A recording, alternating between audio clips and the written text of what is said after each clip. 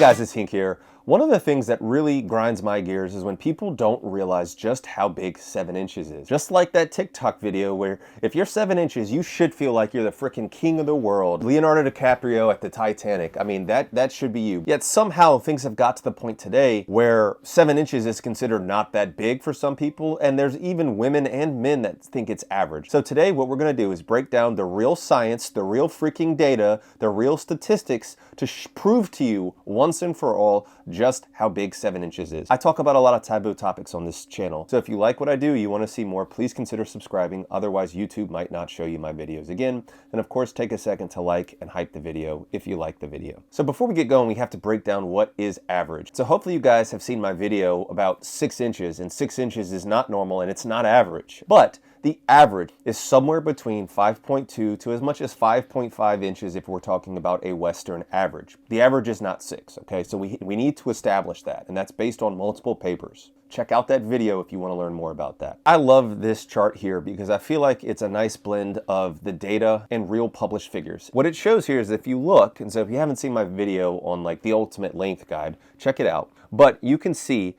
that 7 inches is not average, not above average, but big. And depending on just how far you are above 7 inches, you can actually get into the huge category. For clarity's sake, guys, we're talking about a bone pressed 7 inches. Now, what does that mean? Well, that means that if you were to take your ruler and push it into your pelvic bone as far as it can go, all the way into basically your pubic bone, that is a bone pressed 7 inches. So I'm not talking about 7 inches of visible length where you just basically put the ruler up and measure what you can see. We're talking about bone pressed. Now, you guys know I love the Veal et al. Am I Normal data of over 15,000 men, and I know it's somehow freaking controversial. But this data set here, you can see where 7 inches in length falls, which is right at about 17.8 centimeters, guys. There's a likelihood of having that size of about 1 in 143, which puts you at the 95th percentile, meaning there's 5% of guys that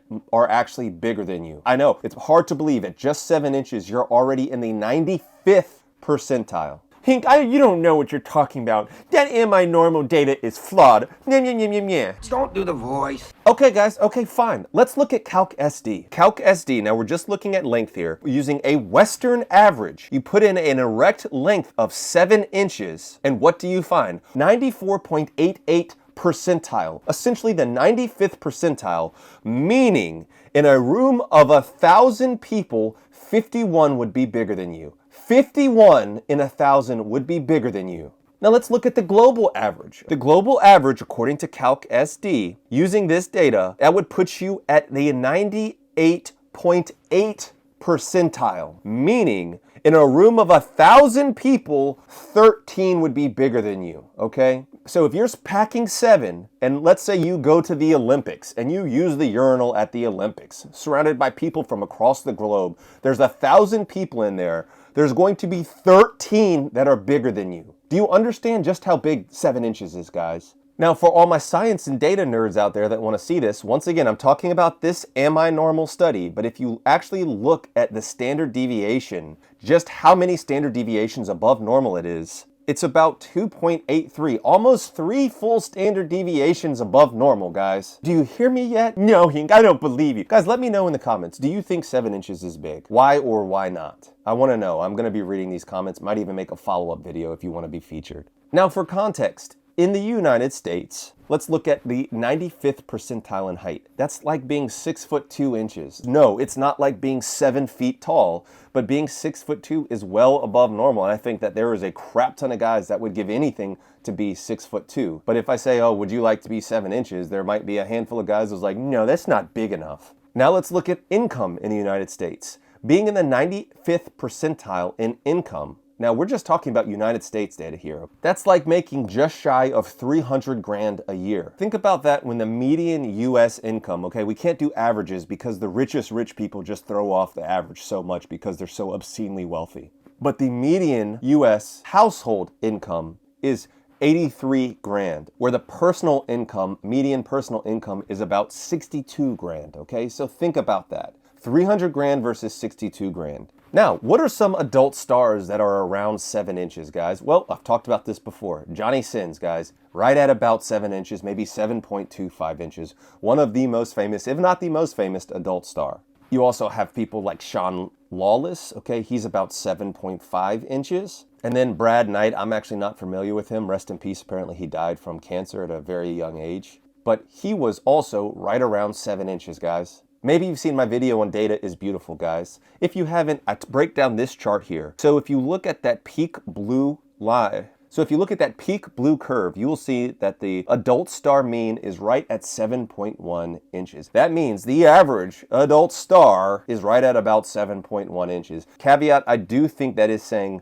non-bone pressed for this chart, just because it's really hard to get an idea of actual like bone pressed measurements because you're guesstimating like how much fat pad somebody does or does not have. Just keep that in mind, but still guys, 7.1 inches. Now, why 7 inches might not feel that big, okay? Because I don't want to be a hypocrite sitting here talking about, oh my gosh, 7 inches is huge, derp. But then I've had my personal struggles that I've had to overcome. There's a couple of different reasons. The number one reason is because you're obese, okay? I'm not fat shaming, guys. I'm just saying if you're 7 inches non-bone pressed, even in the United States, I would say the average fat pad is about an inch. And so if your average fat pad is about an inch and you're 7 inches bone pressed, that means you only have 6 inches showing, which is still, I think, a very good size, but it's not nearly as impressive. But more important than how much fat pad you have, because if you're very obese and you have a 2, maybe 3 inch fat pad, then you're going to go from looking like you're 7 inches to looking like you're 4 inches. But also, when your body gets so obese, the rest of your body is going to grow. So proportionally, everything else on your body is going to look huge because you're a large person, but then your D is going to look like basically 4 inches. I'm not fat shaming, guys. I'm just being honest, okay? One of the most effective ways to actually get bigger with as far as your visible length is to lose weight, is to get lean. As lean as you can get with that's healthy for you. Talk to your doctor about it. So the other thing is you just have a large body in general. Maybe you're 6'5" with long legs and long limbs. Maybe because of that you also have big hands. And so when you hold it in your hands, it's not going to feel that big because proportionally to your big hands, 7 inches isn't going to look that big. And that can be how you view things, but also how your partner views things. If you are a very big person, even let's say we're not even talking about obese, but let's say you're very tall and muscular and you have 7 inches,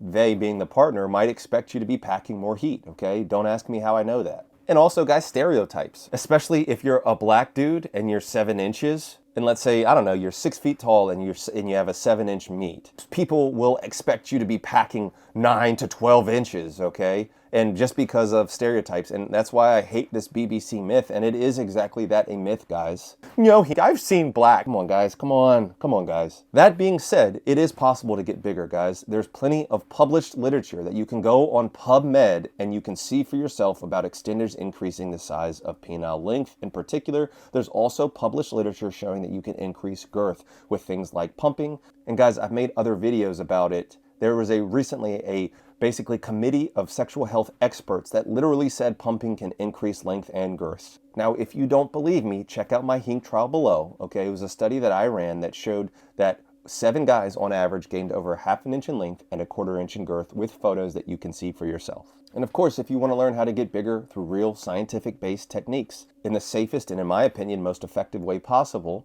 consider checking out my enlargement course below. But that's going to do it for this video, guys. I love you guys. I appreciate you guys. Let me know what you think about 7 inches, guys. I really want to know, okay? I really want to know. Let me know right now, do you think 7 inches is big or not? All right, guys, I'll catch you in the next one. Remember, you're so much more than the size of your D. There's nothing wrong with self-improvement, but you are enough just as you are. All right, guys, peace and love.